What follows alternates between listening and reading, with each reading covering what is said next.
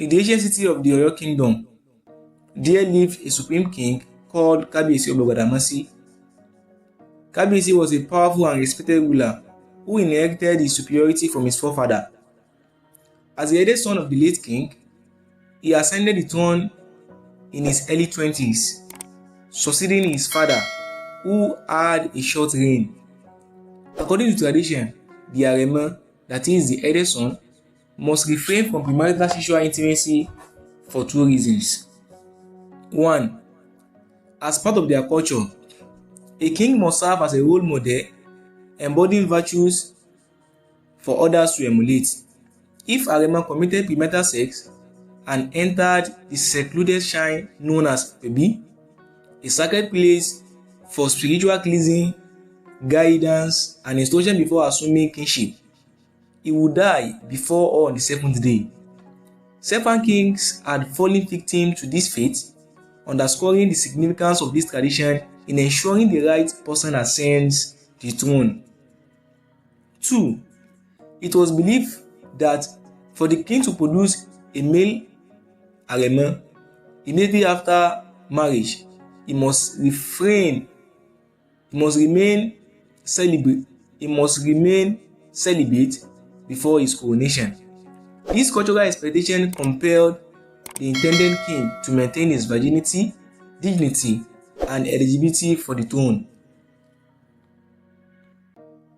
Oba Gbadamosi was a brave king who once led an inter-ethnic war against a neighboring village.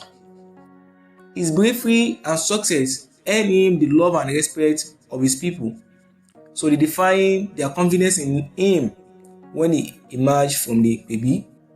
A few months later, during a communal meeting, Yalude, the leader of the women proposed a motion that caught everyone's attention.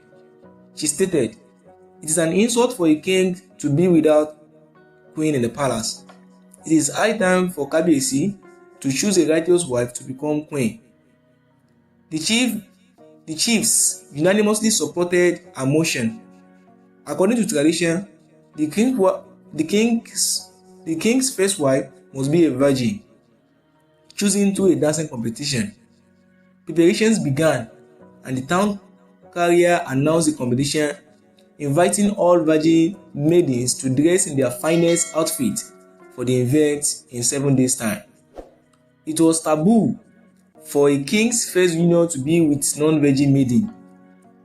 If this occurred, the maiden would be sacrificed to the gods. On the day of the competition, 7 beautiful maidens from respected and influential families graced the occasion. They were adorned with elegant dresses, expensive necklaces, bangles, and waist beads. The sight of the maidens impressed Kabiyesi, prompting him to joke with his friend Olaremi, saying, "Since they all came to be virgin, why can't the villagers allow me to marry all of them?" Olaremi burst into laughter, but quickly composed himself.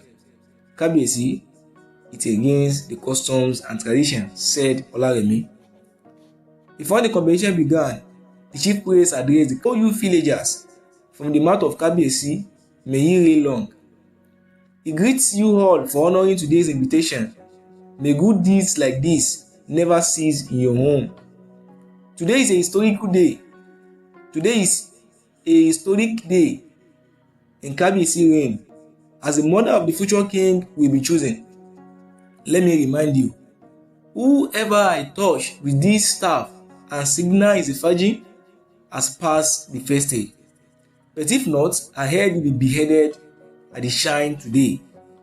Out of fear and shame, 2 of the maidens withdrew, earning ridicule from the villagers, who called them names like sluts, drawing rivers.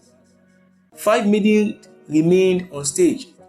The chief priest used his sacred staff to examine each maiden, and all 5 passed the first test. Among them, 1 maiden stood out, Ayoka, the daughter of the king's right-hand chief, Olóyè. Her beauty and dancing captivated everyone, making her the favorite to win. The competition ended in joy and celebration. Refreshment of palm wine, bushmeat, and other delicacies flowed. When winner was announced, Ayoka, the crowd erupted in cheers of Kabiyesi. The king's happiness was evident in every step. Ayoka's victory elevated her father's status, earning him more respect among the chiefs. Preparation for the royal wedding began, and 3 weeks later, a grand ceremony was held, attended by dignitaries, merchants, and royals. On the eve of the wedding night, the king was expected to confirm Ayoka's virginity. After their union, Kabiyesi lifted a blood-soaked white cloth through the window, proving her purity. The villagers shouted Kabiyesi in jubilation. A few months later, Queen Ayoka was conceived. Everyone anticipated a male heir. However, on the day of the delivery, the queen endured a difficult labor. When she finally gave birth, the news shocked everyone. She had delivered twins girls. This unexpected event marked the beginning of Ayoka's disaster. The midwife, known as Iyabiye, hesitated to inform the king. Rumors spread, questioning whether the king had lied about Ayoka's virginity or if the chief priest staff had failed. When Kabiyesi learned of the twins, he was devastated and confused. How could this happen? I confirmed her virginity myself. O spirit of my forefathers, do not abandon me, he lamented. The queen was returned to the palace to care for the twins, but she faced scorn and rejection. Her father, Oloyo, stopped visiting the palace out of shame. A year later, calamity struck the village. Infants died mysteriously, trade declined, and hardship spread. The villagers blamed the twins, declaring them cursed. They demanded the queen and her children be banished to restore peace. Though Kabiyesi initially defended Ayoka, he eventually succumbed to the pressure. The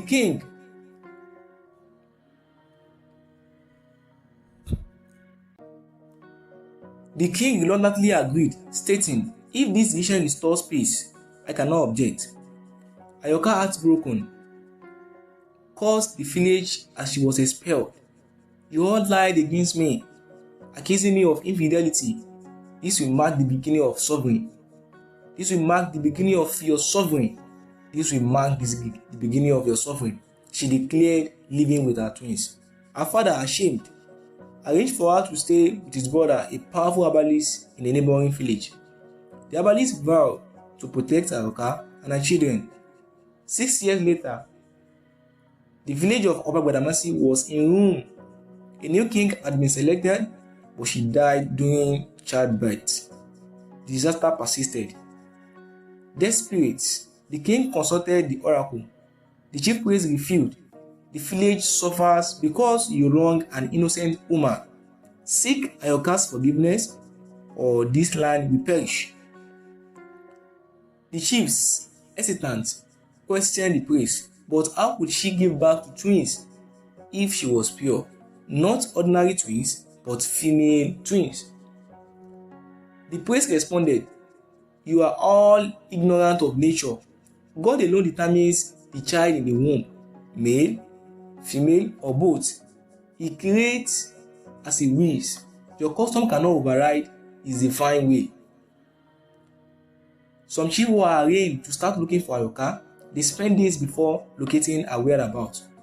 Her uncle firmly refused them from entering the house, but being an elder, he later listened to their plea and welcomed them in. They pleaded for the queen to return to the palace and forgive them for their ignorance and mistakes. The queen angrily stood up and went inside without saying a word, weeping and crying. Her uncle followed her and persuaded her with convincing words. "Ayoka, listen. God has taken your side, so do not spoil it. Ayoka, God has taken your side, so do not spoil it. What if this doesn't come this way? I want you to accept this and still thank God for making you pious." Her uncle said, "I can't resent you, uncle, but I will only go on one condition. I was dragged out of the village like a slave. I can't return the same way." The The king himself and the entire villagers should come here with drums and chanters to escort me back to the palace. That is all I want, Ayoka said. Uncle conveyed the message to the chiefs, and the villagers did as instructed. The end. If you are in the same shoe as Ayoka, what will you do?